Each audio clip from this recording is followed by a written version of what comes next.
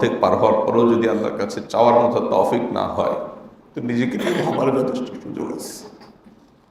আমি কপাল প্রাণের মধ্যে পড়ে গেলাম, কেন আমি বঞ্চিত হচ্ছি? তার মানে আল্লাহ তাআলা আমাকে অপছন্দ করছে। কোন এক সালাফ বা পূর্বসূরীকে জিজ্ঞাসা করা হয়েছিল, মৃত্যুর পর আপনি আল্লাহ সুবহানাহু ওয়া তাআলার কাছে যদি কিছু চাওয়ার সুযোগ পান তাহলে কি চাইবেন? তখন তিনি বলেছিলেন যে আমি আল্লাহর কাছে রমজানের একটি দিন চাইব, কারণ রমজানের একটি দিনের যে মুহূর্তগুলো, সময়গুলো, এগুলো একজন ইমানদারকে শত শত বছর পথ অতিক্রম করতে সহযোগিতা করে, সাহায্য করে। সেই সুযোগগুলো প্রতিদিন আমাদের হাত থেকে চলে যাচ্ছে। কতটা কাজে লাগাতে পারছি আর কতটা হেলায় হারাচ্ছি, সেই হিসেব আমাদের প্রতিদিন মেলানো উচিত। প্রতিদিন, দিন শেষে, রাত শেষে, দিনের শুরুতে, রাতের শুরুতে আমাদের যোগ বিয়োগ কষা উচিত যে আমরা সেই সুযোগটা কতটা কাজে লাগাতে পারছি। আল্লাহ রাব্বুল আলামিন যে সুযোগ আমাদেরকে দিয়েছেন, শয়তানকে শৃঙ্খলাবদ্ধ করে রেখেছেন যাতে করে এই সুযোগে আমরা একটু এগিয়ে যেতে পারি। তারপরও আমাদের প্রবৃত্তির অনুসরণ করে কুপ্রবৃত্তির তাড়নায় তাড়িত হয়ে আমরা অনেকেই রমাদানের এই সময়গুলোকে যথাযথভাবে ব্যবহার করতে পারি না, এটাকে সঠিকভাবে কাজে লাগাতে পারি না। নানা ব্যস্ততা আমাদের মাঝে এসে পড়ে, আমাদের সামনে এসে উপস্থিত হয়, হাজির হয় এবং আমাদেরকে শেষ করে দেয়। আল্লাহর কাছে চাওয়া, আল্লাহর সাথে কথোপকথন করা, দিন এবং রাত 24টা ঘন্টা আল্লাহর সাথে কানাঘুষা করার যে এক সুবর্ণ সুযোগ, বছরের সবচেয়ে সেরা সময় পার হচ্ছে। আমাদের এই সময়গুলোকে কাজে লাগানো দরকার। দিনের গুরুত্বপূর্ণ সময়গুলোতে বসে বসে একা একা আল্লাহর সাথে কথা বলা দরকার। দোয়া মানে আল্লাহর সাথে, মোনাজাত মানে আল্লাহর সাথে কথা বলা, আল্লাহকে মনের কথাগুলো জানানো, কানাঘুষা করা আল্লাহ তাআলার কাছে। তো এই সুযোগটা রমাদান আমাদেরকে যতটা দেয়, অন্য কোনো মাসে আমরা সেই সুযোগ পাই না। অন্য কোনো মাসে আল্লাহর এত নৈকট্য লাভের সুযোগ হয় না। রমাদান আল্লাহ তাআলার রহমতের মাস, এত বেশি রহমত আল্লাহ তাআলা দান করেন, অন্য কোনো সময় সেটি হয় না। এই সময়টাতেও যদি আমরা কেউ আল্লাহর কাছে না চাই, এই সময়টাতেও যদি কেউ আল্লাহর কাছে আমরা আমাদের চাওয়াগুলোকে পেশ না করি, এমন একটা দিন আসবে যেদিন আল্লাহর কাছে চাওয়ার ক্ষমতা আর থাকবে না, চাইতেও পারবো না, সে সুযোগ আল্লাহ তাআলা কেড়ে নেবেন। সুযোগ এখনো আছে, চাইলেই চাইতে পারি, যে কেউ চাইতে পারি। পৃথিবীর অনেক ক্ষমতাধর ব্যক্তিরা আছেন, অনেক পাওয়ারফুল ব্যক্তিরা আছেন। পাওয়ারফুল ব্যক্তিরা তো অনেক পরের কথা, আমাদের মতো চুনোপুটির কাছেও অনেক সময় মানুষের মনের কথা মানুষ বলতে পারেন না, সুযোগ পান না। অনেক মানুষের ভিড়ে নিজের কথাটা নিজে বলার স্কোপ পান না। আর সেখানে বড় বড় ক্ষমতাধর মানুষ বা অনেক বেশি ঝামেলার মধ্যে থাকেন, আরও বেশি ব্যস্ত মানুষ যারা, তাদের কাছে মনের চাওয়াগুলোকে, মনের কথাগুলোকে কজন মানুষ বলতে পারে? সে সুযোগ কজন মানুষের হয়? একটা দেশের সর্বোচ্চ ব্যক্তি, একটা রাষ্ট্রের সর্বোচ্চ ব্যক্তি, তার কাছে গিয়ে মনের কোনো দুঃখের কথা বলা, এর সুযোগটা কয়জন মানুষ পান? কিন্তু আহকামুল হাকিমিন আল্লাহ রাব্বুল আলামিন বলেছেন, উদউনি আস্তাজিব লাকুম। তোমরা সবাই, ওপেন ফর অল, সবাই আমার কাছে দোয়া করো, চাও, কামনা করো, আমি তোমাদের সে কামনা পূরণ করব, আমি তোমাদের সে দোয়া মঞ্জুর করব, কবুল করব। ওয়াদা পর্যন্ত আল্লাহ তাআলা করেছেন। এই সুযোগটা যতদিন নাকের ডগা নিঃশ্বাস আছে ততদিন আমাদের জন্য বলবৎ থাকবে, অব্যাহত থাকবে। যেদিন নাকের ডগার নিঃশ্বাস বন্ধ হয়ে যাবে, এরপর যদি দুনিয়াতে ইমানদার হয়ে থাকি, দুনিয়াতে আল্লাহর কাছে চেয়ে থাকি, আখিরাতে আল্লাহর সাথে কথা বলার সুযোগটা তৈরি হবে, সাক্ষাতের সুযোগটা তৈরি হবে, তার কাছে মনের কথাগুলো বলতে পারবো, অন্তত অ্যাটলিস্ট ডাকতে পারবো। কিন্তু আল্লাহ না করুন, আল্লাহর অবাধ্যতার ফলে, দোয়া থেকে বিমুখ থাকার কারণে যদি আমরা দুনিয়া থেকে যাওয়ার পর জাহান্নামে যেতে হয়, তাহলে সেখানে যাওয়ার পর যে শাস্তিগুলো থাকবে, এর ভিতরে একটা শাস্তি হলো যে আল্লাহর সাথে কথা বলার সুযোগই থাকবে না। আল্লাহকে এমনিতে একটু ডেকে বলবো কিছু জাহান্নামীরা যদি বলতে চায়, সে সুযোগও থাকবে না। ক্বাল আখসাউ ফীহা ওয়ালা তুকাল্লিমুন, আল্লাহ বলেছেন জাহান্নামীদেরকে বলা হবে তোমরা ধিক্কৃত অবস্থায় এখানে পতিত হয়ে থাকো, কোনো কথা নেই তোমাদের। কারণ দুনিয়াতে তোমাদের কথা বলার বহু সুযোগ ছিল, অবারিত সুযোগ দেয়া হয়েছে। পৃথিবীর কোনো ক্ষমতাধর রাষ্ট্রপ্রধান, আল্লাহর গোলাম, দাসানুদাস মাত্র, তারা পর্যন্ত তাদের সাথে কথা বলার সুযোগ দিতে পারতো না, সে ক্ষমতা তাদের ছিল না সবার সাথে কথা বলার। কিন্তু আহকামুল হাকিমিন রব্বুল আলামিন সুযোগ দিয়েছেন তোমাদেরকে। রমাদান চলে গেছে একটার পর একটা, এক বছরের পর এক বছর, তুমি প্রতিদিন আল্লাহর কাছে 2-4-5 ঘন্টা কথা বলার সুযোগ পেয়েছ, তোমার 2-4-5 মিনিটও কথা বলার সময় তোমার বের করতে পারো নাই। অতএব আজ ইখসাউ ফীহা, এই জাহান্নামে ধিক্কৃত অবস্থায় পতিত থাকো, এটাই তোমার ঠিকানা। ওয়ালা তুকাল্লিমুন, এবং তোমরা আমার সাথে কোনো কথা বলবে না, বলার সুযোগ তোমাদের নাই। আল্লাহকে ডাকবে, আল্লাহ আপনি জাহান্নাম থেকে মুক্তি দেন আমাদেরকে, এইটা বলার সুযোগও থাকবে না, শেষ। জাহান্নামীদের বিভিন্ন আর্তনাদ, তাদের বিভিন্ন আরতি আকুতি, এর কথা কোরআনের বিভিন্ন জায়গায় আপনি খুঁজলে পাবেন। গোটা কোরআন জুড়ে দেখবেন, নবী সাল্লাল্লাহু আলাইহি ওয়াসাল্লামের হাদিস ঘাটলে সেখানেও দেখবেন যে জাহান্নামীদের আকুতিগুলো, তাদের আরতিগুলো, তাদের আর্তনাদগুলো, তাদের চাওয়াগুলো তারা সরাসরি আল্লাহকে বলতে পারছে না। তারা বলতে পারছে কাকে? তারা বলতে পারছে জাহান্নামের দারোয়ানকে, জাহান্নামের প্রহরীদেরকে, ফেরেশতাদেরকে, অন্যদেরকে বলতে পারছে।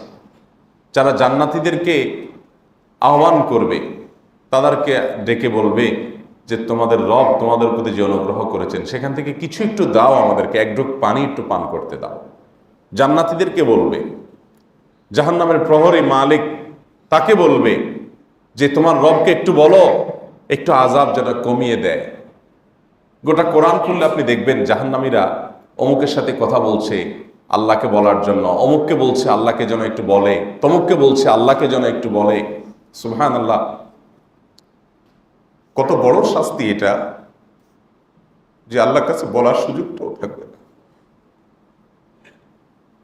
আল্লাহর কাছে নিজের চাওয়াগুলোকে, নিজের চাহিদাগুলোকে, মনের কথাটা বলতেও পারবে না, সে সুযোগও থাকবে না। ঠিক একইভাবে কোরআনে কারীমে আল্লাহ রাব্বুল আলামিন আরও আমাদেরকে জানিয়েছেন যে দুনিয়াতে আল্লাহকে সেজদা করার সুযোগ আল্লাহ তাআলা আমাদেরকে দিয়েছেন। আল্লাহকে সেজদা করা এটা সুবর্ণ সুযোগ, এটা অনেক বড় একটা নেয়ামত। এই নেয়ামতে আল্লাহ রাব্বুল আলামিন আমাদেরকে ধন্য করেছেন। আমরা চাইলে মহান রব্বুল আলামিনকে সেজদা করতে পারছি, তার ইবাদত, তার দাসত্ব করতে পারছি। আমরা বিভিন্ন সময় বলার চেষ্টা করি দাসত্ব, আল্লাহ তাআলার দাসত্ব করা এটা সহজ বিষয় না, এটা যার তার কপালে জোটে না, সহজ হয় না যার তার জন্য। আল্লাহর দাসত্ব, আল্লাহর গোলামি করার জন্য তৌফিকের প্রয়োজন হয়। এই তৌফিক হতভাগারা লাভ করে না।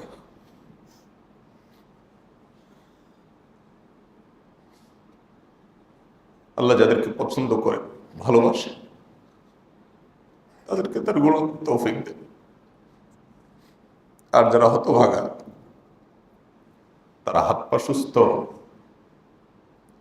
স্বাভাবিক আছে, কিন্তু এই কপালটা আল্লাহকে নিবেদন করতে পারে না। আমরা বিভিন্ন সময় বলার চেষ্টা করি, অনেক ক্ষমতাধর ব্যক্তি আছেন, একটা রাষ্ট্রের প্রেসিডেন্ট, প্রধানমন্ত্রী, মন্ত্রী, তাদের পিএস হওয়া, তাদের একান্ত কাছের ব্যক্তি হওয়া, তাদের একান্ত কাছের লোক হওয়া, এই সুযোগটা চাইলেই কেউ পারে না, সবাইকে দেওয়া হয় না।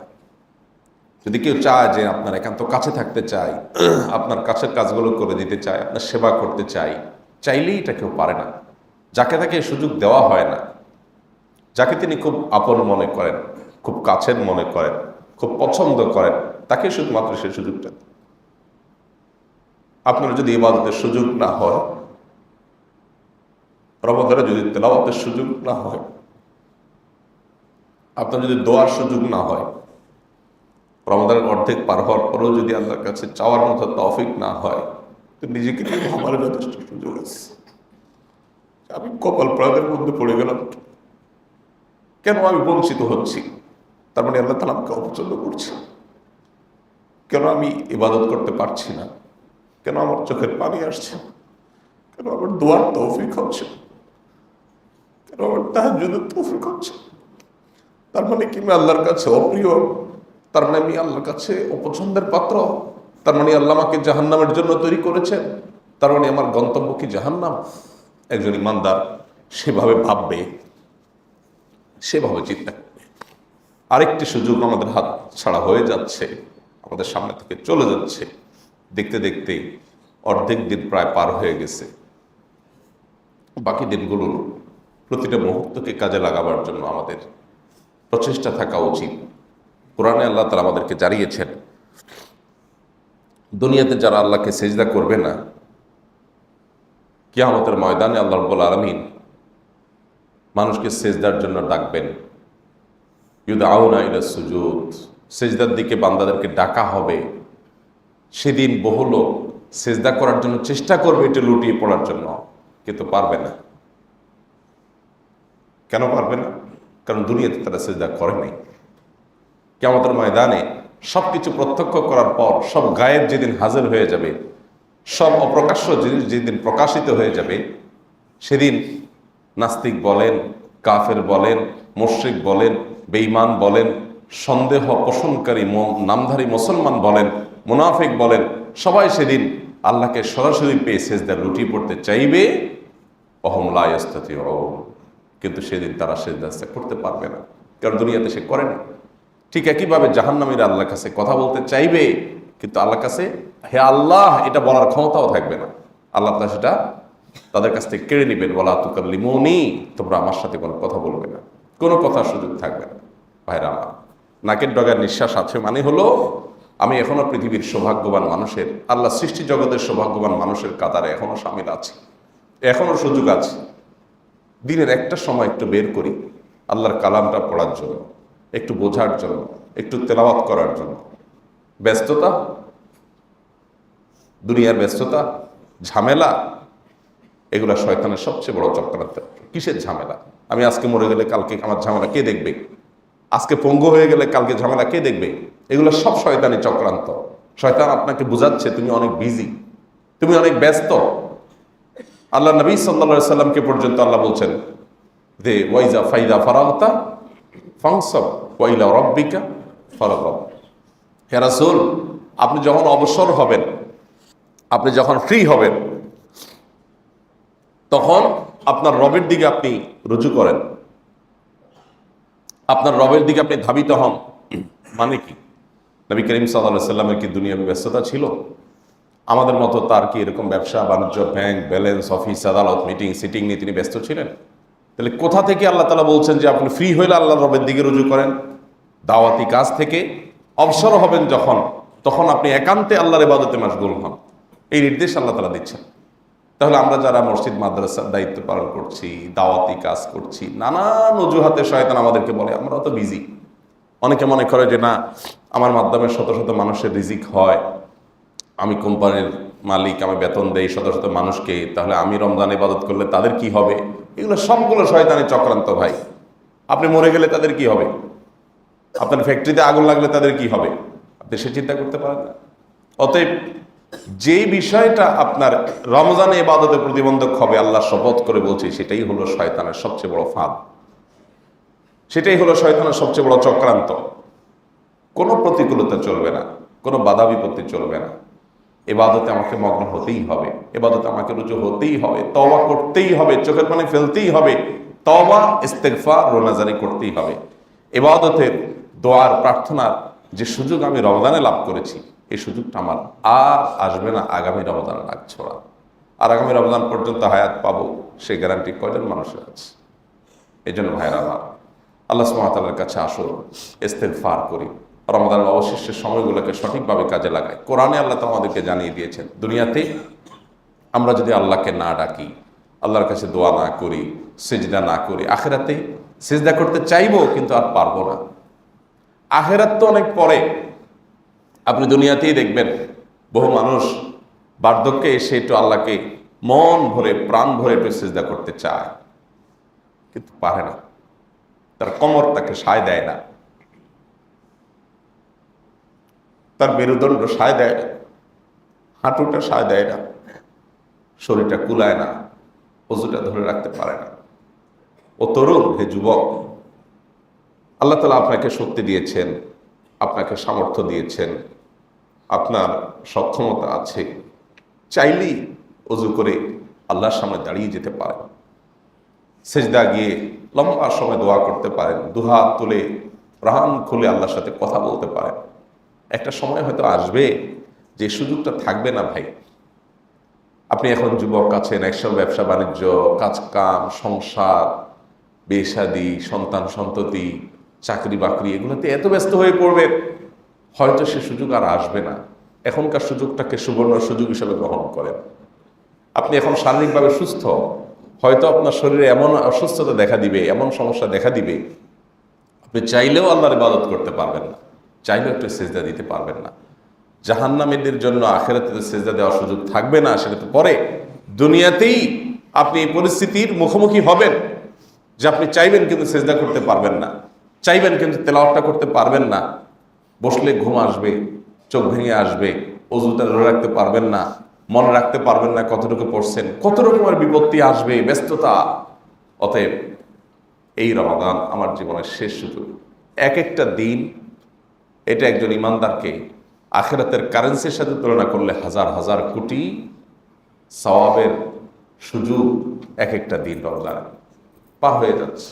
আমি প্রায় বলার চেষ্টা করি যে রমজান মাস যখন আসে, সাধারণত আমরা রমজান মানে বুঝি চারটা জিনিস: সিয়াম পালন করা, তারাবি পড়া, ইফতার করা, সাহারি খাওয়া। বাঙালির রমজান বা আমাদের সাধারণ মুসলমানদের রমজান মানে হলো এই চার জিনিস শুধুমাত্র। না ভাই, রমজান মাসে চারটা জিনিস না। এগুলো রমজানের মূল স্ট্রাকচারকে দাঁড় করায়। ঠিক একটা বিল্ডিংয়ের স্ট্রাকচারই সব না। একটা বিল্ডিংয়ে বসবাস উপযোগী হওয়ার জন্য স্ট্রাকচার দাঁড় করানোর পর আর অনেক কাজ আছে ফিনিশিংয়ে, শেষ কাজগুলো করতে হয়। আপনি চারটা কাজ করলেন, আলহামদুলিল্লাহ, স্ট্রাকচার দাঁড় করাতে পারলেন, কিন্তু আরো অনেক কাজ আছে। কোরআন এবং হাদিস গেটে আমরা প্রায় 27টি আমলের কথা বলেছি রমাদানের, স্পেশাল 27টি আমল, 27টি আমল, একটা দুইটি না, এগুলো সবগুলো স্পেশাল ফর রমাদান। এগুলো একেবারে রমাদানের জন্যই খাস কোরআন হাদিসের আলোকে। সে 27টির তালিকা আপনার কক্ষে লাগানো উচিত, সেটা আপনার অফিসে লেখা থাকা উচিত, আপনার মেলানো উচিত প্রতিদিন যে আজকে কোনটা মিস হয়েছে আমার, আজকে কোনটা করা হয়নি আমার। সেভাবে আমাদের আগানো উচিত। ভাইরা আমার, ইবাদতের অবর্ণনীয় এক স্বাদ আছে। পয়সা কামানোর যেরকম স্বাদ আছে, এক চেয়ার থেকে আরেক চেয়ারে ওঠার, উপরে চেয়ারে বসার যেরকম একটা স্বাদ আছে, তৃপ্তি আছে, আল্লাহর ইবাদতের একটা তৃপ্তি আছে। সালেহাতু সঙ্গে বুদি দিল খারাস, আজ মোদে এক জামানা খাকে বাস। বহু জীবনে তো বহু সময় বহুবার আমরা বিভিন্ন স্বাদ চেখে দেখেছি, আস্বাদন করেছি। কিছুকাল একটু আসুন না, আল্লাহর গোলামের স্বাদটা একটু আস্বাদন করি, সেজদার স্বাদটা আস্বাদন করি। আপনি যখন সারি খেতে উঠবেন, আপনার 10টা মিনিট বরাদ্দ থাকা উচিত আল্লাহর সাথে কথা বলার জন্য। এই টাইমটা খুব গুরুত্বপূর্ণ টাইম। সারা বছর তাহাজ্জুদ পড়া উচিত, সারা বছর সাহারিতে দোয়া, সারির টাইমে দোয়া করা উচিত, ভোর রাতে দোয়া করা উচিত। কারণ 5 ওয়াক্ত সালাতের জন্য মুয়াজ্জিন ডাকে, আর তাহাজ্জুদের ওই সালাতের জন্য আল্লাহ নিজে ডাকেন।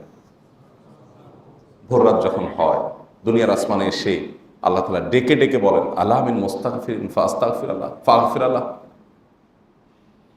তোমাদের মধ্যে কেউ কি আছো যে পাপের বোঝায় তোমরা নুয়ে গেছো, পাপের বোঝায় তোমাদের মাথা নুয়ে গেছে? আছো কেউ? আমি ক্ষমা করব। ভোর রাত আল্লাহ তাআলা ডাকতে থাকেন। আল্লাহ তাআলা বলেন, আল্লাহ মিন মুবতালান ফাআফিয়া। কেউ কি আছো অসুস্থ, মনে অনেক বেদনা কষ্ট, আছো কেউ? আমি সেটা দূর করব। ডাকতে থাকেন, ডেকে ডেকে আল্লাহ তাআলা দেন। সেটা হয় একমাত্র ভোর রাতের ওই সময়টাতে। আর ওই সময়টাতে আমাদের গভীর ঘুম থাকে সারা বছর, আমরা পারি না। রমজানে তো সারি খেতে উঠতেই হয়। আমরা মুসলমানরা সবাই উঠি সারি খেতে, আলহামদুলিল্লাহ, বিরাট সুযোগ। একটি মাস তাহাজ্জুদ আদায়, একটি মাস ভোর রাতের দোয়া, এই সুযোগটা আপনি সারা বছর পান না সাধারণত। খুব কম মানুষের তৌফিক হয়। তো এই সুযোগটাকে কেন হাতছাড়া করবো? এটা রমাদানের স্পেশাল, রমাদানের বিশেষ সুযোগ। এটা অন্য মাসে আপনি সুযোগ পাবেন না। এই জন্য আল্লাহর সাথে কথা বলা দরকার, জীবন পরিবর্তন করার জন্য সংকল্প করা দরকার, তওবা করার জন্য নিজের এক একটা অপরাধকে, এক একটা গুনাহকে চিহ্নিত করে অপারেশন করার উদ্যোগ নেওয়া দরকার। এই সুযোগটা এই সময় যেটা আছে, বছর জুড়ে সেটা থাকবে না। আল্লাহ আমাকে আপনাকে সেই সুযোগটাকে কাজে লাগাবার তৌফিক দান করুন। শয়তান আমাদেরকে যদি দেখায় যে তুমি অনেক ব্যস্ত, তো বুঝবেন শয়তান আপনাকে রমাদানের বরকত থেকে বঞ্চিত করার মিশনে নেমেছে, এবং এই মিশনে নেমে শয়তান বেশিরভাগ মানুষের ক্ষেত্রে সাকসেস হয়ে যায়। আমাদেরকে সংকল্প করতে হবে যে শয়তানকে আমরা কোনোভাবে সাকসেস হতে দেব না। আল্লাহ আমাদের তৌফিক দান করুন। রমাদানের সবচেয়ে গুরুত্বপূর্ণ সময় হলো ভাই রমাদানের শেষ 10টা দিন, সেটা আসছে। তার মানে রমাদানের ক্রিম টাইমটা এখনো চলে যায় নাই, আলহামদুলিল্লাহ, ওটা আছে সামনে, কিন্তু সংকল্প করতে হবে এখন থেকে। শেষ দশকে আমার কোনো ঈদের ব্যস্ততা, আমার কোনো গ্রামের বাড়ি যাওয়ার ব্যস্ততা, আমার কোনো আপনার পারিবারিক ব্যস্ততা, আমার কোনো তথাকথিত ইফতার পার্টির ব্যস্ততা, হান তান ঝামেলার ব্যস্ততা, এর কোনো ব্যস্ততা আমাকে রমজানের শেষ দশক যাতে ইবাদত থেকে সরাতে না পারে। নবী করিম সাল্লাল্লাহু আলাইহি সাল্লাম রমজানের শেষ দশক যাতে নিরিবিলি একান্তে আল্লাহর ইবাদত করা যায় জন্য ইতিকাফে বসে যেতেন। আমরা রমজান শুরু হওয়ার আরও আগে থেকে, রমজান শুরু হওয়ার আগে থেকে আপনাদেরকে ইতিকাফের কথা বারবার বলেছি, কারণ 16, 17, 18 রমজান আসলে ইতিকাফের ফজিলত বলে কী লাভ? টেলিভিশন চ্যানেলগুলো প্রোগ্রাম যখন করে রমজানের, তো 17, 18 রমজানে ইতিকাফের প্রোগ্রাম রাখে। আমি বলি ভাই, এই টাইমে আপনার ইতিকাফের প্রোগ্রাম শুনে কে ইতিকাফ করবে? একদিনে ইতিকাফের প্রিপারেশন নিতে পারবে মানুষ? ইতিকাফের ওয়াজ তো 1 মাস আগে হওয়া উচিত, যাতে করে সে 20 রমজানের মধ্যে ইতিকাফ বসতে পারে, সব গোছায় নিতে পারে। আমরা কিন্তু রমজানের আগে আপনাদেরকে বারবার বলেছি যাতে এই সুযোগটা আমরা হাতছাড়া না করি। আল্লাহ আমাদেরকে তৌফিক দান করুন। ইতিকাফ মানে কি? ইতিকাফ মানে নিজেকে আবদ্ধ করে ফেলা, অভূতপূর্ব এক প্রেমময় ইবাদত। ইতিকাফের যে ফিলিংস, ইতিকাফের যে মজা, এটা যদি কেউ একবার পাইছে, তাকে জীবনে ইতিকাফ থেকে দূরে সরানো যাবে না। আল্লাহর ঘরে এসে কাঁথা বালিশ নিয়ে পড়ে যাওয়ার মানে হলো কেমন যেন আল্লাহ তাআলার কুদরতির চৌকাঠে গিয়ে পড়ে গেলেন আপনি, আল্লাহর দুয়ারে গিয়ে যেন পড়ে গেলেন যে আল্লাহ মাফ করা ছাড়া যাবো না, এসে কাঁথা বালিশ নিয়ে পড়ে গেলাম। কিছু ভিক্ষুক আছে না, খুব নাছড় বান্দা, কিছু ভিক্ষুক আছে যে আপনার কাছে 1-2 বার চাইবে, দিলেন না, চলে গেলে সে। আবার কিছু ভিক্ষুক আছে দেখবেন, বিশেষ করে রেল স্টেশনে, পাবলিক প্লেসগুলোতে দেখবেন যে দিবেন না মানে আপনার পাও জড়ায় ধরে সে এমনভাবে একটা পরিবেশ সিন ক্রিয়েট করবে যে আপনি না দিয়ে যেতে পারবেন না। আপনি ঝামেলা থেকে বাঁচার জন্য হলেও দিয়ে যাবেন। আল্লাহ রাব্বুল আলামিনের সাথে সেটা এইভাবে চলে না। কিন্তু বান্দা ইতিকাফ করার মানে হলো আল্লাহর কাছে মাগফিরাত না নিয়ে এসে যাবে না, সেরকম অবস্থায় নিজের কাঁথা বালিশ নিয়ে এসে আল্লাহর ঘরে পড়ে যাওয়া। নবী করিম সাল্লাল্লাহু আলাইহি সাল্লামের মতো এত ব্যস্ত মানুষ, গোটা উম্মতের জিম্মাদার, গোটা উম্মতের দায়িত্বশীল, গোটা মানবতা আর মুক্তির দূত যিনি, তিনি পর্যন্ত তার সকল ব্যস্ততা ছেড়ে রমজানের রোজা ফরজ হয়েছে যখন, সেই 3য় হিজরি থেকে নিয়ে একেবারে ওয়াফাত পর্যন্ত, আম্মা জান আয়েশা রাদিয়াল্লাহু তাআলা বর্ণনা করেছেন যে একটি বছর রমজান এমন হয় না যে রমজান আসছে আর রমজানের শেষ 10 দিন নবী সাল্লাল্লাহু আলাইহি ওয়াসাল্লাম ইতিকাফে ছিলেন না, একবারও হয়নি। আর আমাদের ম্যাক্সিমাম মানুষের জীবনে একবারও ইতিকাফ থাকার সুযোগই হয়নি। যে কাজটা আমাদের প্রিয় নবী সাল্লাল্লাহু আলাইহি ওয়াসাল্লাম জীবনে 1 বছর রমজানও ছাড়ে নাই, সেটা আপনি জীবনে একবার করেন নাই। শত্রুর সাথেও তো এরকম বৈপরীত্য হয় না, সেখানে প্রিয় নবীর সাথে এরকম বৈপরীত্য আমল কিভাবে হতে পারে? আপনার কি মনে চাওয়া উচিত না যে আমার জীবনে একটা বছর অন্তত রমজান ইতিকাফ করি, 10টা দিনের জন্য আমি নিজেকে আবদ্ধ করে ফেলি? আপনি ছাড়া পৃথিবী, একটু কল্পনা করুন যে আমিহীন দুনিয়া কেমন হতে পারে। একটু কয়েক সেকেন্ডের জন্য চোখটা বন্ধ করে একটু কল্পনা করুন যে আমিহীন পৃথিবী, আমার অফিস আদালত, আমার কাজকাম, আমার ব্যবসা বাণিজ্য, আমার সংসার, আমার সহায় সম্পদ, এগুলো কি হতে পারে? আপনি এখন এই মুহূর্তে যে কোনো একটা দুর্ঘটনা আপনি মারা গেলেন, শেষ। তাহলে আপনি ছাড়া যে পৃথিবীটা আপনি মারা যাওয়ার পরের মুহূর্ত থেকে শুরু হয়ে যাবে, চিন্তা করে দেখুন তো। আপনার ব্যবসা বাণিজ্য কেউ না কেউ সামলানোর চেষ্টা করবে, আপনার কাজগুলো কেউ না কেউ গোছানোর চেষ্টা করবে, উদ্যোগ নেবে, এবং হয়তো গোছায় ফেলবে, হয়তো আপনার চেয়ে আরো ভালোভাবেও গোছায় ফেলবে। অতএব আপনাকে শয়তান যদি বলে না আমি তো অনেক বিজি, তো মনে রাখবেন এটা হলো শয়তানের আপনাকে ইবাদত থেকে দূরে সরাবার সবচেয়ে বড় প্রবঞ্চনা। আপনি সেটাতে পা দিয়ে ফেলেছেন।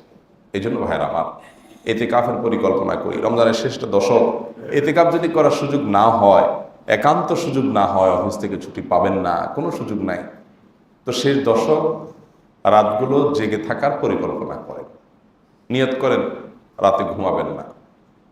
মাঝে মধ্যে রমজানের শেষ দশকে আমার যখন আর কিছু না পারি তো চেষ্টা করি শুধু জেগে থাকা, শুধু জেগে থাকলাম, এটা একটা ইবাদত। রমজানের শেষ দশক শুধু জেগে থাকলেন, আপনি কিচ্ছু করতে যদি নাও পারেন, খারাপ কাজ না করেন, ভালো কাজও করতে পারলেন না, জেগে থাকলেন, ঝিমালেন বসে বসে, আল্লাহ আমি ঘুমাইলাম না কেন?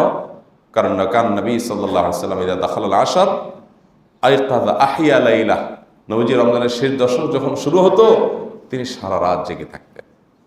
রমজানের বাইরে তার শিডিউল কি ছিল? কবিল লাইলা ইল্লা কালিলা। আল্লাহ তাআলা তাকে বলেছেন আপনি রাতে দাঁড়িয়ে ইবাদত করেন, রাতে দাঁড়িয়ে তাহাজ্জুদ পড়েন, রোজাদারের চোখের পানি ফেলেন, দোয়া কান্নাকাটি করেন, কিন্তু কিছু সময় ঘুমের জন্য রাখেন। এটি ছিল তার সারা বছরের শিডিউল, যে রাতে কিছু ঘুমাতেন আর কিছু সময় ইবাদত করতেন।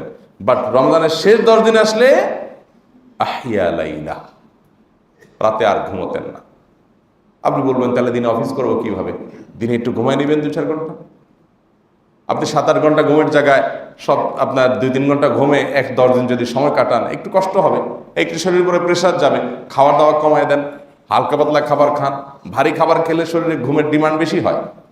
খাবার যত পাতলা হয়, সিমসাম হয়, অল্প স্বল্প হয়, শাকসবজি হয়, আপনার খুব বেশি ভারী খানা না হয়, তত শরীরে ঘুমের ডিমান্ড কমে যায়। তাছাড়া আমি আল্লাহ তাআলার কাছে জান্নাত চাইবো, আর আমি এতটুকু স্ট্রাগল করব না, এতটুকু স্ট্রেস নেব না, এতটুকু কষ্ট করব না, এতটুকু পরিশ্রম করতে চাইবো না, কিসের বিনিময়ে আমি জান্নাত চাইবো আল্লাহর কাছে? অতএব আসল রমজানের শেষ 10টা দিনের প্রতিটা মুহূর্তকে কাটাবার জন্য, সঠিকভাবে কাটাবার জন্য, ব্যবহার করবার জন্য, গুনাহমুক্ত থাকার জন্য প্রয়োজন ছাড়া শপিং মলে ঘোরাঘুরি বন্ধ করে দিই। একটা জামা কেনার জন্য, 2টা জামা কেনার জন্য একটা দিন বরবাদ করে 5টা শপিং মলে ঘুরছেন, হাঁটছেন, চোখের জেনা হচ্ছে, বরবাদ হচ্ছেন, ধ্বংস হচ্ছেন। এর মানে কি ভাই? আমরা রমজানের শুরুতে মসজিদ ভর্তি মুসল্লি দেখি বাংলাদেশে, মসজিদ ভর্তি হয়ে বারান্দা ভর্তি মুসল্লি দেখি, বারান্দা ভর্তি হয়ে রাস্তায় চাটাই বিছাই। শেষ দ্বিতীয় দশক যখন শুরু হয়, বাহিরের চাটাই টাটায় গোছায় মসজিদের সবরা ভিতরে নিয়ে আসেন, কারণ মুসল্লি আস্তে আস্তে ভিতরে চলে আসে। আর শেষ 10 দিন আসলে মসজিদের নিয়মিত মুসল্লি ছাড়া যেগুলো রমজানের সিজনাল মুসল্লি ছিল, এগুলো আস্তে আস্তে সব মার্কেটে চলে যায়, দোকান কাপাটে চলে যায়। রমজানের মজাটাই যেখানে শেষে, সেখানে শেষে মুসল্লিরা আস্তে আস্তে মার্কেটে চলে যায়। আল্লাহ তাআলা আমাদেরকে রমজানের শেষ দশকের গুরুত্ব বোঝার তৌফিক দান করুন। নবী করিম সাল্লাল্লাহু আলাইহি সাল্লাম এই দশক আসলেই আইকাযা আহলা, তার পরিবারের লোকদেরকে ডেকে তুলতেন যে ঘুমিও না। তার মানে তারা যদি ঘুমাতেন তাদেরকেও ডেকে দিতেন যে এই দশক ঘুমের দশক না, এ দশক কামাইয়ের দশক। 1 রাত 1000 মাস ইবাদতের চাইতে উত্তম। এই সুযোগটা যাচ্ছে, অতএব উঠো, ডেকে তুলতেন। অন্য সময় পরিবারকে তিনি তাহাজ্জুদের জন্য ডাকতেন না, রাত জাগার জন্য ডাকতেন না, নফল নামাজ যার ইচ্ছা পড়বে, যার ইচ্ছা পড়বে না। কিন্তু শেষ দশক পরিবারের লোকদেরকে তিনি ডেকে তুলতেন। কারণ আপনার সামনে দিয়ে যদি আপনি কোনো একটা সুপার মার্কেটের সামনে দিয়ে যাচ্ছেন, একটা শপিং মলের সামনে দিয়ে যাচ্ছেন, সেখানে একটা অফার চলছে। কি অফার? যে ট্রলি নিয়ে যদি কেউ সেখানে প্রবেশ করে, যা খুশি ট্রলিতে ভরে নিয়ে আসবে, আজকের দিনের জন্য অফার ফ্রি। এরকম অফার কেউ দেয় না দুনিয়াতে, ধরুন দিল কেউ। এই সুযোগ যদি আপনি পান, আপনার সাথে আপনার ফ্যামিলির 4-5 জন মেম্বার আছে, আপনার স্ত্রী সন্তান আছে, আপনি তাদেরকে বলবেন তোমরা অপেক্ষা করো, আমি ট্রলি নিয়ে ভর্তি করে নিয়ে আসি, এটা বলবেন? যদি আপনার গাড়িতে আপনার ছেলেটা ঘুমে থাকে, ডেকে তুলবেন, আরে বেটা জলদি উঠ, কপাল পড়া, ঘুমাইতেছ বেটা, দেখছো সফা, ওঠ, টলি একটা নে, ঠেল, যা পারো ঢুকা। পরিবার লোকদেরকে ডেকে তুলতেন, এত বড় অফার চলছে, আরে এখন ঘুমের সময়, উঠো। আর আমাদের অনেকের আছে যে আমরা রমজানের পরে ঈদ আসছে, ঈদের প্রস্তুতি নিতে নিতে আমাদের শেষ দশক শেষ। ব্যাপারটা হলো ওইরকম যে পরীক্ষার টেনশনে পড়ালেখা নাই, পরীক্ষা আসছে সেই টেনশনে কি নাই, পড়ালেখা করার সুযোগ পায় না। যে পরীক্ষার টেনশন করতে করতে আমি পড়ালেখার সময় পাই না। এখন ঈদের টেনশন করতে করতে শেষ দশকের ইবাদত। আর ঈদের আনন্দ কার জন্য? ঈদের আনন্দটাই তো হলো যে রমজান জুড়ে, শেষ দশক জুড়ে ইবাদত করতে করতে ক্লান্ত, পরিশ্রান্ত, হাঁপায়ে উঠছে, ঘুম নাই, চোখ লাল। এই আল্লাহর বান্দার জন্য আল্লাহ ঈদ দিয়েছেন যে কষ্ট করেছো রমজান মাস, নগদ একটু একটা দিন আনন্দ করো, ফুর্তি করো, আর আসল আনন্দ আখিরাতে তোমার জন্য জমা আছে। আপনি জিলহজের প্রথম 10 দিন ইবাদত করবেন, তার জন্য আপনাকে আনন্দ দেওয়া হয়েছে জিলহজের পরে 10 দিনে, 10ম দিনে এসে ঈদুল আজহা। রমজানের গোটা মাস জুড়ে ইবাদত বন্দেগী করবেন, এরপরে আপনাকে নগদ পুরস্কার হিসাবে দেওয়া হচ্ছে ঈদুল ফিতরের আনন্দ, পবিত্র আনন্দ। দেখুন, এই আনন্দগুলোর সাথে কোনো কিছুর সাথে আপনি তুলনা করতে পারবেন না, কোনো কিছুর সাথেই না। এই যে আমরা ইফতারের আনন্দ পাই, আমি প্রায় বলার চেষ্টা করি, প্রিয় নবী সাল্লাল্লাহু আলাইহি সাল্লাম বলেছেন, লিসাইমি ফারহাতান, রোজাদার ব্যক্তিকে আল্লাহ তাআলা 2টা আনন্দ দেন। কয়টা আনন্দ? ফারহাতুন ইনদা ফিতরিহ ওয়া ফারহাতুন ইনদা লিকাই রাব্বি। একটা আনন্দ হলো যখন ইফতার করে। আমি প্রায় বলি, আচ্ছা ইফতার মানে নাস্তা, ইফতারের বাংলা কি? নাস্তা। রমজানের সারা দিন না খেয়ে থেকে সন্ধ্যায় নাস্তাটা করি আমরা, আর রমজানের বাইরে সারা রাত না খেয়ে থেকে সকালে নাস্তা করি, জিনিস একই। রমজানের যে নাস্তা, ইফতারের সময় যে আনন্দ, যারা রোজাদার তারা বলতে পারবেন, বা রমজানের বাইরেও যখনই আপনি রোজা রাখেন আর কি, ইফতারের সময়ের যে আনন্দ, সকালে আপনি যে নাস্তা করেন সেখানে কি এরকম আনন্দ অনুভব হয়? জাস্ট খাওয়া দরকার, খেয়ে অফিসে গেলাম, কাজে গেলাম, ঝামেলা শেষ। আর ইফতারির কি অভূতপূর্ব আনন্দ, কি পবিত্র অনুভূতি, কি নির্মল অবর্ণনীয় এক স্বাদ, তৃপ্তি।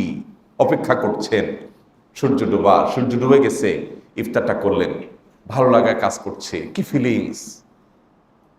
দেখুন তো, পৃথিবীতে বহু খাবারই তো আমরা খাই, 5 স্টারে, 7 স্টারে, বিভিন্ন হোটেলে, কতক্ষণ আমরা জীবনে খেয়েছি। ভাইরা আমার, বুকে হাত দিয়ে বলুন তো, আপনি ইফতারের সময় ওই আপনার বাসার হয়তো অল্প স্বল্প ইফতার, এমন আহামরি কোনো আয়োজন নাই, একটু শরবত খেয়েছেন, একটু সোলামুড়ি খেয়েছেন, একটু খেজুর খেয়েছেন, একটু জুস খেয়েছেন। আপনি বলুন তো, ওই খাবারের জন্য যে অপেক্ষা করছেন, এরপর যে ইফতারটা করেছেন, ইফতারের পর মুহূর্তে ওই মুহূর্তের যে তৃপ্তি, আনন্দ, এটাকে আপনি 5 স্টার 7 স্টারের যে খাবার খেয়েছেন, বহু আইটেমের খাবার, 40-50 পদ খাবারও খেয়েছেন, একটু মিলায়েন তো দেখি। ভাইরা আমার, আমি আমার অনুভূতির কথা ব্যক্তিগতভাবে বলতে পারি, আমার তো মনে হয় যে ইফতারের সময় যে আনন্দ, পৃথিবীর কোনো খাবারের সাথে সে আনন্দ চলে না, এর তুলনা চলে না। আপনি 2-4-5 দিনও যদি না খায় থাকেন, আল্লাহ না করুন পরিস্থিতিতে পড়েন, এরপরে খাবার দেখেন, আপনার ভালো লাগবে, আপনার কষ্ট দূর হবে, আপনার আনন্দ হবে। কিন্তু ভাইরা, ইফতারের আনন্দের সাথে কোনো খাবারের কোনো আনন্দ নেই, কারণ আল্লাহ সুবহানাহু ওয়া তাআলা এখানে আনন্দ তৈরি করে দেন, তৃপ্তি আল্লাহ তাআলা রোজাদারকে দিয়ে দেন। এটা আল্লাহ তাআলা বিশেষভাবে সৃষ্টি করেন রোজাদারের জন্য। এই জন্য নবী সাল্লাল্লাহু আলাইহি ওয়াসাল্লাম বলেছেন, লিসাইমি ফারহাতান, রোজাদার ব্যক্তির জন্য 2টি আনন্দ আছে। এর একটি হলো ফারহাতুন ইনদা ফিতরিহি, যখন সে ইফতার করবে। ঠিক একইভাবে গোটা রমজান জুড়ে রোজা রাখার পর ঈদের দিন যখন সে ইফতার করবে, অর্থাৎ ঈদের দিন যখন ঈদ পালন করবে, তখন যে আনন্দ হবে, ওই আনন্দটা বছরের অন্য কোনো উৎসবে আপনি পাবেন না। কি এক পবিত্র আনন্দ! আপনি ঈদগাহে যাওয়ার, ঈদগাহ থেকে আসার, ঈদের দিনের যে আবহাওয়া, যে পরিবেশ, আপনি তুলনা করেন, আপনার জীবনে অনেক আনন্দের দিন এসেছে বা আসবে, কিন্তু ঈদের দিনের আনন্দের মতো নির্মলতা, পবিত্রতা, এটা এই দিনকার অনুভূতি, এটার সাথে আপনার কোনোটা আপনি তুলনা করতে পারবেন না, কারণ আল্লাহ তাআলা স্বয়ং সেখানে আপনার ভিতরে সে পবিত্র অনুভূতি দান করেন। তো সেটা তো তাদের জন্য যারা ইবাদত বন্দেগী করে, শেষ দশক ইবাদত করবে, রমজান জুড়ে ইবাদত করবে। ঈদের ব্যস্ততায় যদি আমাদের রমজান বরবাদ হয়, আমাদের মা বোনদের রান্না বাড়া, ঈদের পশা সাজানো, এগুলা কেনাকাটা করা, ঝামেলা পোহানো, এগুলা করতে করতে ঈদের দিনগুলো যদি, এই রমজানের শেষ দশক যদি চলে যায়, আর আমাদের যদি এগুলো কেনাকাটা করতে করতে, বাজার করতে করতে চলে যায়, দুঃখজনক, চরম দুঃখজনক। আল্লাহ তাআলা আমাকে আপনাকে রমজানের অবশিষ্ট সময়গুলোকে সদ্ব্যবহার করার তৌফিক দান করুন, সঠিকভাবে কাটাবার তৌফিক দান করুন। আমরা সাহারিতে উঠে ইফতারের আগে খাবার নিয়ে আরে হুলস্থুল, ভাইরে 5টা মিনিট আগে একটু থেমে যান, 10টা মিনিট আগে একটু থেমে যান, একটু আল্লাহর সাথে কথা বলেন, একটু আল্লাহর দিকে মনোযোগী হন। সকাল সন্ধ্যা আল্লাহর পবিত্রতা বর্ণনা করতে হয়, সাব্বিহু বুকরাতাম ওয়া আসীলা, সাব্বিহু বিহামদি রাব্বিকা বিল আশি ওয়াল ইবকার। সকাল সন্ধ্যার সময়গুলো খুব গুরুত্বপূর্ণ, আর ইফতার আগের মুহূর্তের সময়টা আরো গুরুত্বপূর্ণ। আল্লাহর দিকে মনোযোগী হন, একটু আল্লাহর সাথে কথা বলেন। আপনার অফিস আদালতে কাজের ফাঁকে একটু আল্লাহর সাথে কথা বলেন, একটু দোয়া করেন, একটু কোরআনটা খোলেন। আপনি হাঁটছেন, তখন রমজান মাস যাচ্ছে, এই অনুভব করে আল্লাহর সাথে একটু দোয়া করেন, তওবা করেন, ইস্তিগফার করেন। সাহরি খেতে উঠে 10টা মিনিটের জন্য নির্জন কক্ষে চলে যান, লাইটটা বন্ধ করে দরজাটা আটকে দিয়ে একটু আল্লাহর সাথে কথা বলেন, একটু দোয়া করেন। আল্লাহ তো আমাদের সবাইকে রমজানের অবশিষ্ট সময়গুলো সর্বোচ্চ সদ্ব্যবহার করার তৌফিক দান করুন।